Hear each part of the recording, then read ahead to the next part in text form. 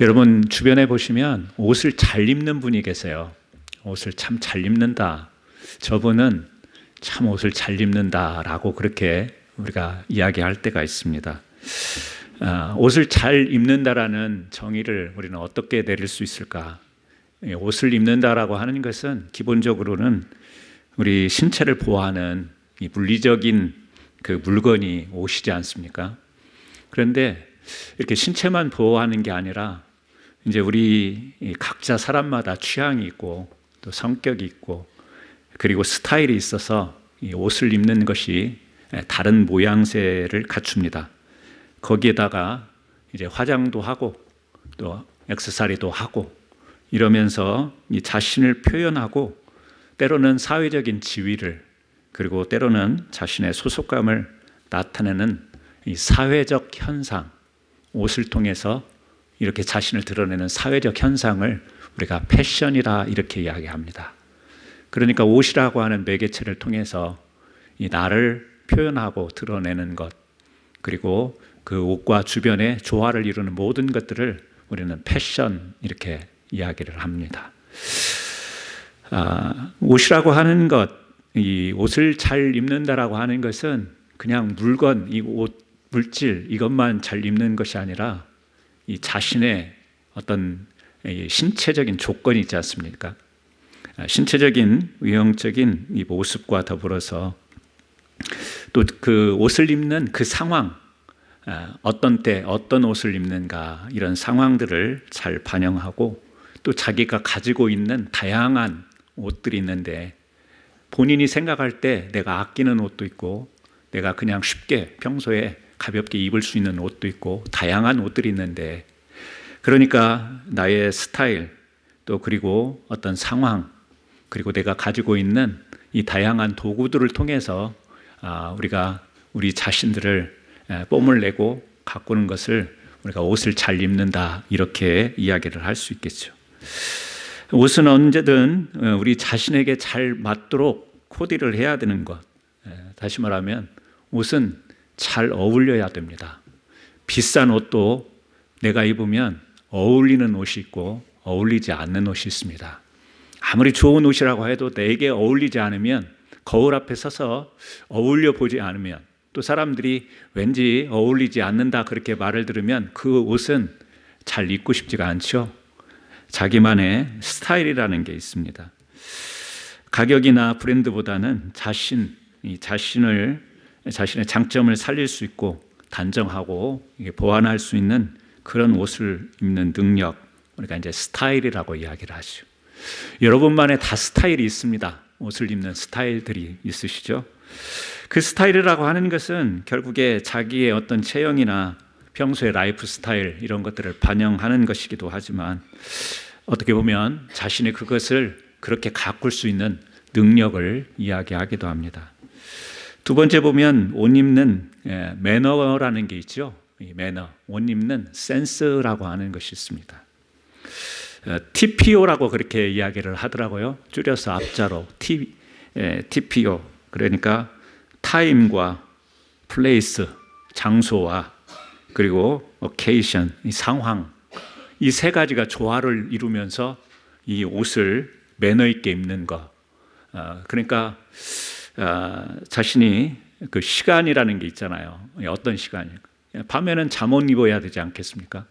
아침에 되고 깨서 일하러 갈 때는 그 일하러 가는 그 일에 맞는 옷을 입어야 될 것이고 또 어떤 축제나 파티에 가면 거기에 맞는 옷을 입어야 되고 상황적인 건데요. 시간 그리고 장소 어떤 장소에 가느냐에 따라서 운동하러 가는데 막 넥타이 매고 정장 입고 이 목사님들 병이 있어요. 한국에 옛날 목사님들이 병이 있는데 그게 뭐냐면 이 정장병이라는 게 있어요. 그래서 저희가 이제 목포에서 이렇게 지방에 총회를 했는데 목사님들이 유달산을 올라가는데 다 구두 신고 넥타이 매고 양복 입고 올라간 적이 있어요. 누가 봐도 딱 저분들은 누구다라는 것을 알 수가 있어요. 그 유달산 올라가는데 그렇게 꼭 정장하고 넥타이 매고 구두를 신고 올라가야 되겠어요? 그냥 안 어울리는 옷 아니겠어요? 이 장소라는 게 있지 않습니까? 결혼식에 갈 때는 결혼식에 맞는 드레스 코드가 있지 않습니까? 결혼식에 가면서 트레이닝복 입고 가거나 아니면 회사에 면접 보러 가는데 막 금박지 은박지 달린 반짝거리는 무대복을 입고 간다든지 이러면 안 어울리는 것 아니겠어요? 장수에 받지 않을 겁니다. 상황이라는 것에 우리가 맞추어서 옷을 선택해 입는 것, 매너이면서 센스이죠. 그래서 패션이라고 하는 것을 그냥 단순히 옷을 차려 입는 것으로 이야기하지 않고 사회적인 언어다 이렇게까지 이야기를 합니다. 사회 속에서 나를 표현하고 나를 어필하고 또 그리고 사람들과 소통하는 하나의 외적인 모습이기 때문에 패션이라고 하는 것, 우리가 뭐 패션 쇼만 있어서 옷을 어떻게 잘 입고 요즘에 유행이 뭔가 이것만 파악하는 게 아니라 사회적으로 나라고 하는 존재를 드러낼 수 있는 것이 바로 패션입니다. 세 번째는 우리가 가지고 있는 것들이 있죠. 여러분들도 아마 집에 아니면 여러분들이 소유하고 있는 옷 중에서 비싼 옷도 있을 겁니다. 브랜드 옷도 있을 겁니다. 명품 옷도 있을 수 있겠죠. 그런 것들을 뭐 항상 입을 수 있는 형편은 아니겠지만 앞에서 말한 것처럼 자기의 스타일, 그러니까 자기 체구가 있는데 무조건 좋다고 해서 막 팔도 길고 길이도 길고 몸에 맞지 않는 그런 옷을 입는 게 아니라 자기 스타일에 그리고 시간과 장소와 상황에 맞게 거기에다가 명품 옷 하나 정도 탁 입으면 이 세 가지가 조화를 이루면 근사하겠죠. 꼭 명품 옷이 아니더라도 질감이 좋고 또 오래 입을 수 있는 좋은 그런 옷들이 있지 않습니까? 마감질이 잘 되고 깔끔하고 이런 옷들 있지 않습니까? 누가 봐도 야 폼난다 멋있다 그런 옷들 한두 개는 다 있지 않습니까? 그러니까 이게 나의 스타일과 또 그리고 그 상황에 맞게 그리고 거기에 좋은 옷이 하나 더해지면 근사한 거잖아요. 그래서 제가 오늘 이렇게 신경 쓰고 나왔지 않습니까? 명품은 아니지만 스타일에 맞게 강단에서 설교하니까 스타일에 맞게 또 장소가 교회니까 상황에 맞게 근데 제가 생각할 때 이게 지금 오늘로서는 최고 좋은 옷이니까 이걸 입고 쓰는 것처럼 여러분 옷을 잘 입는다라는 말 속에는 이런 의미가 담겨 있겠죠. 오늘 우리는 사무엘하 15장에서 기록된 다윗 집안의 일을 계속해서 보고 있습니다. 오늘 내용은 어떤 내용이냐면 아들 압살롬이 아버지가 용서를 해주지를 않지 않습니까? 자기 형 암논을 죽이고 도망갔다가 다시 아버지가 오라고 해서 오긴 왔는데 자기 얼굴을 2년 동안 쳐다보지 않습니다. 용서를 해주지 않습니다. 이 안에서 계속해서 이 화가 멈추지 않고 폭발을 해서 결국에는 아버지 이스라엘의 왕인 다윗 왕에게 이제 반역하는 내용이 나와요. 그러니까 아들이면서 그리고 이 아들이지만 이스라엘 왕가의 아들이지 않습니까? 그러니까 아버지를 제거시키면 자기가 왕이 되는 지금 그런 형편에 놓여 있는데 이 엄청난 지금 도발을 행할 때 다윗의 모습을 오늘 발견하는데 이 다윗의 모습을 우리가 보면서 이 고난이라고 하는 것, 다윗은 집안에 일어나서 자기에게 주어진 고난이지만 이 고난을 어떻게 잘 극복하는가 그것을 제가 옷을 입는 비유를 통해서 고난이라는 옷을 잘 입은 사람, 다시 말하면 고난을 잘 감당했다. 다윗은 그 엄청난 고난 앞에 물론 자기가 지은 죄도 있고 자기의 허물도 있고 실수가 있지만 그 어려움을 당했을 때 그 어려움을 잘 극복했다. 우리 사람이 어려움을 당해보면 그때 갈림길이 있지 않습니까? 그 어려움 때문에 더 깊은 수렁에 빠져서 더 힘든 데로 가는 사람이 있고 그 고난을 맞이해서 잘 이겨내서 그 고난이 나중에 의미 있는 값진 자기의 삶의 내용으로 메꿔지는 그런 길도 있습니다. 오늘 다윗을 보게 되면 우리에게 그런 모습을 보여주는 것 같습니다. 고난이라는 옷을 참 잘 입었다, 잘 극복했다, 잘 이겨냈다. 그 모습을 오늘 우리가 같이 한번 살펴보려고 합니다. 첫 번째, 오늘 다윗을 보게 되면 이 반역이 일어났을 때 15장 14절 말씀입니다. 15장 14절 말씀 제가 주보에도 기록을 해놨는데요. 우리 같이 한번 성경을 함께 15장 14절을 읽어보도록 하겠습니다. 읽겠습니다.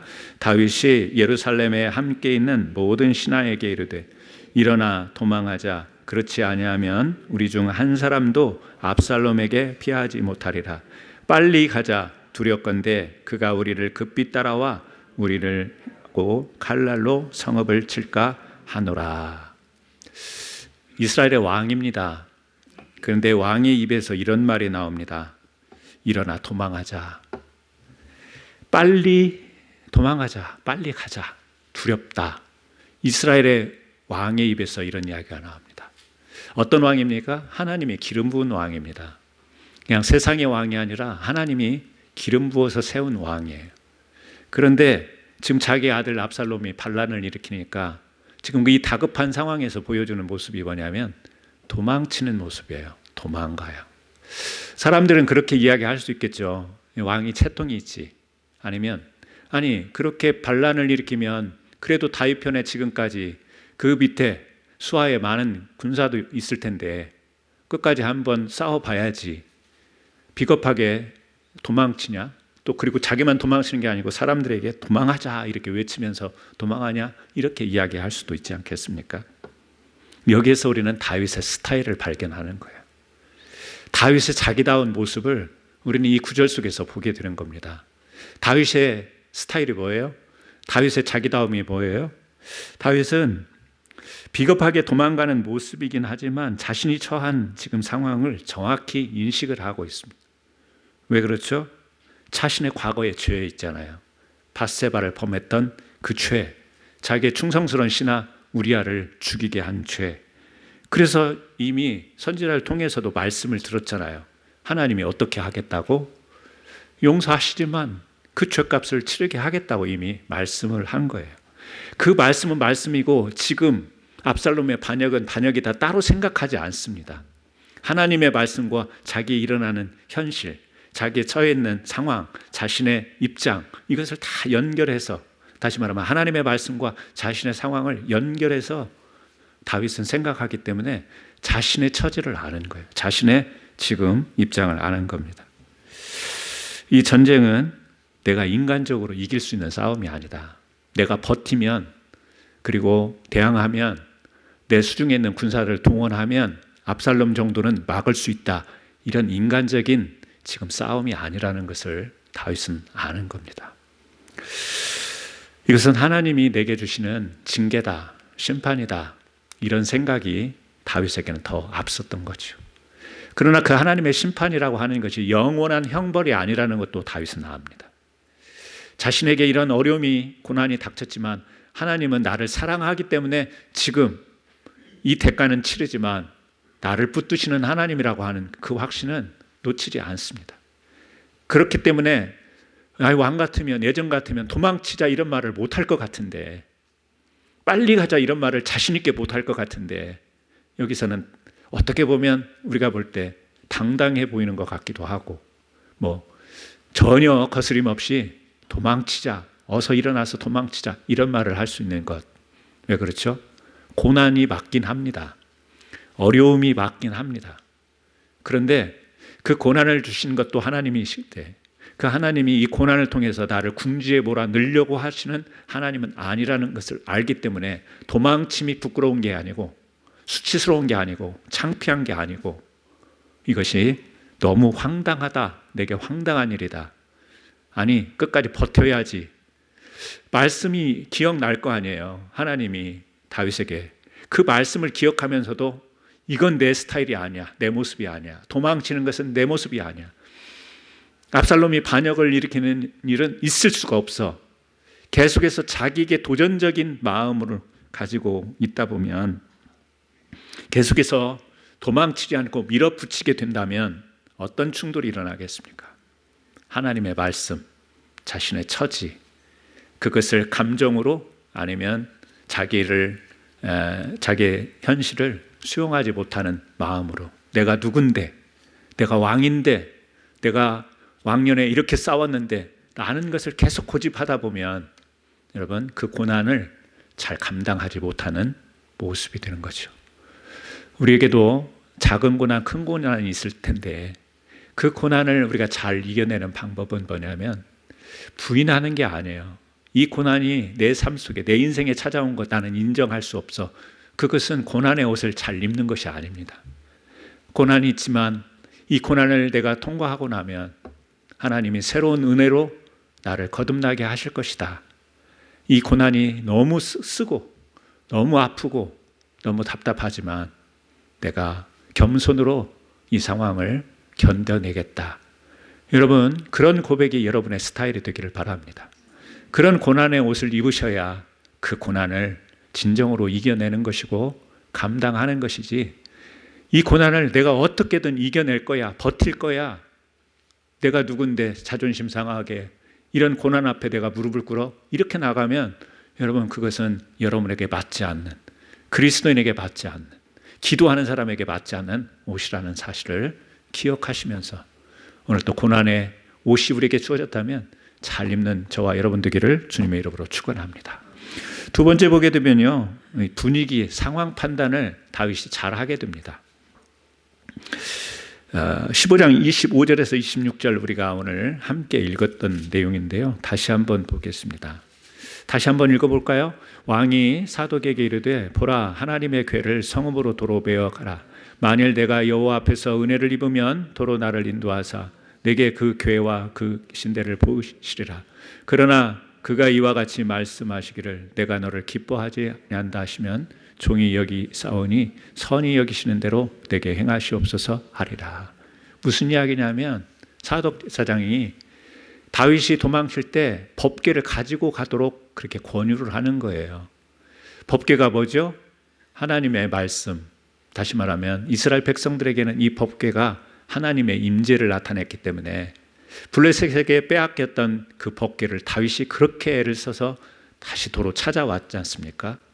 그러니까 지금 고난을 맞이한 이 다윗이 지금 압살롬을 피해서 도망갈 때에 제사장이, 사람들이 권유하는 거예요.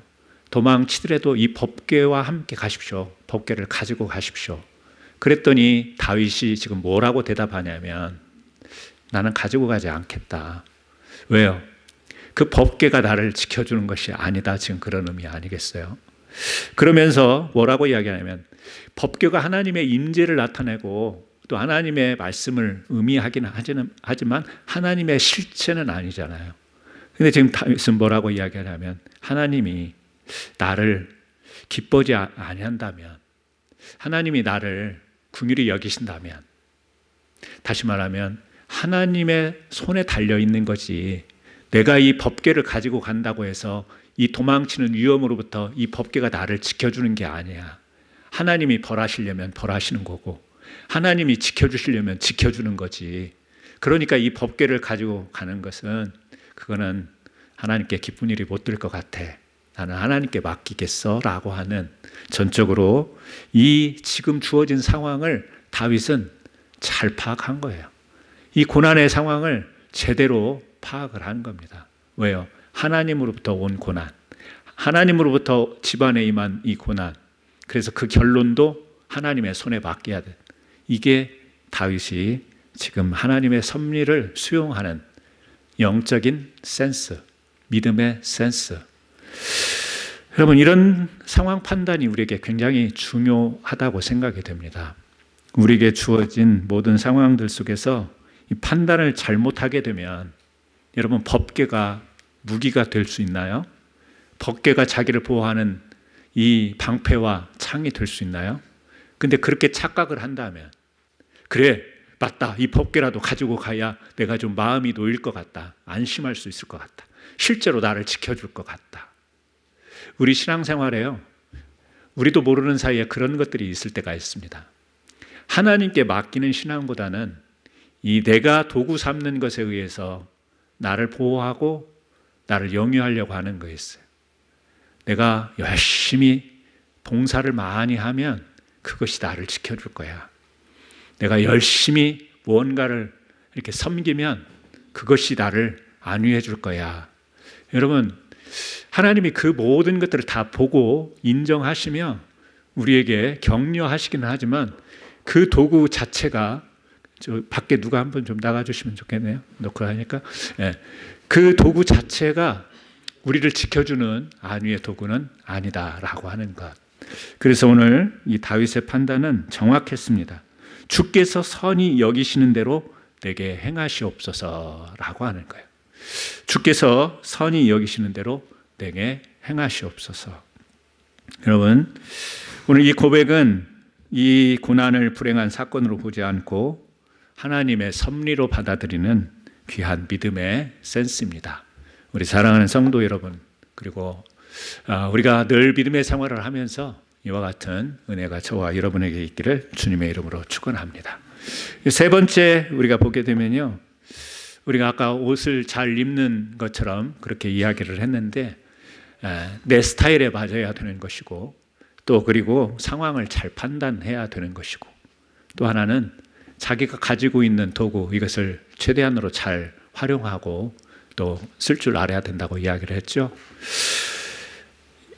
이 사무엘하 15장 31절 말씀입니다. 이 말씀을 함께 한번 또 같이 읽었으면 좋겠습니다. 사무엘하 5장 31절 말씀입니다. 같이 읽겠습니다. 어떤 사람이 다윗에게 알리되 압살롬과 함께 모반한 자를 가운데 아히도벨이 있나이다 하니 다윗이 이르되 여호와여 원하옵건대 아히도벨의 모략을 어리석게 하옵소서 하니라. 아히도벨이라는 사람이 나오네요. 아히도벨이라는 사람이 나오는데 누구냐면 다윗에게 충신된 신하예요. 내 사람인 거예요. 근데 내 사람이 갑자기 압살롬의 사람이 된 거예요. 그러니까 누가 된 거예요? 내 사람이 적이 된 거예요. 여러분, 우리 사람이 인간적인 배신은 아니어도 배신감, 배신이 실제 행위가 아닌데 이 배신감을 느낄 때가 있지 않습니까? 그럴 때 사람은 이 말로 이 감정을 어떻게 표현하기가 되게 어려워요. 지금 다윗의 입장에서는요, 왕이지 않습니까? 그런데 아히도벨이라고 하는 자기 사람이, 아들 압살롬이 반역을 일으키니까 그쪽 편에 선 거예요. 그쪽으로 서면 나중에 그게 더 나아질지, 아니면 그 권력을 잡게 될지, 뭐 여러 가지 생각과 이유가 있었겠죠. 그냥 뭐 이쪽에 섰다가 저쪽으로 간 건 아니겠죠. 근데 다윗의 입장에 보면 어떻겠어요?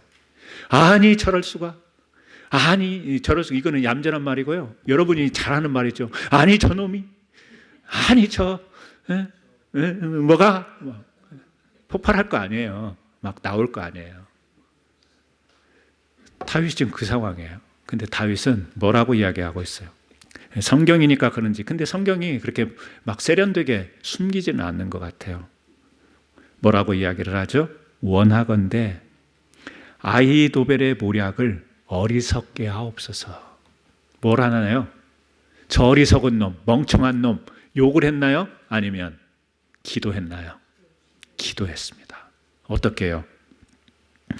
하나님, 아히도벨의 모략을, 저렇게 배신하고 돌아서서 반역을 일으키는 이 압살롬 편에 간 저 아히도벨을 어리석게 하여 주옵소서. 저게 잘못된 판단이라는 것을, 저게 잘못된 행위라는 것을 깨닫게 하여 주옵소서. 그래서 더 이상 저가 실수하지 않고 잘못을 행하지 않고 제자리로 돌아올 수 있으면 좋겠습니다. 뭐 이건 제가 덧붙인 이야기지만 그런 심정 아니겠어요? 여러분, 욕이 나오려고 하는 상황에서 기도가 나올 수 있나요? 아마 우리 믿는 성도님들은 그런 경우를 많이 겪어봤을 거예요.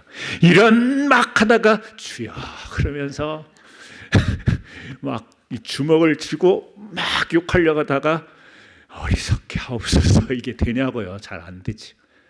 우리는 주로 폭발하지 않습니까? 감정이라는 건 폭발. 나중에 후회하고 회개할지언정 그 순간은 폭발하고 봐야 정신건강에 마음이 평안할 수 있는데요, 훈련되지 않으면, 깊은 묵상으로 계속해서 이게 훈련되지 않으면 이 배반하는 그 상황 속에서 막 욕을 퍼주고 싶은 그 상황 속에서 저를 어리석게 하여 주옵소서, 안타까운 마음이었겠죠.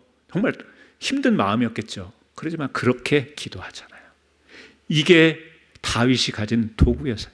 이게 다윗이 가진 명품 옷이었어요. 멋지지 않습니까?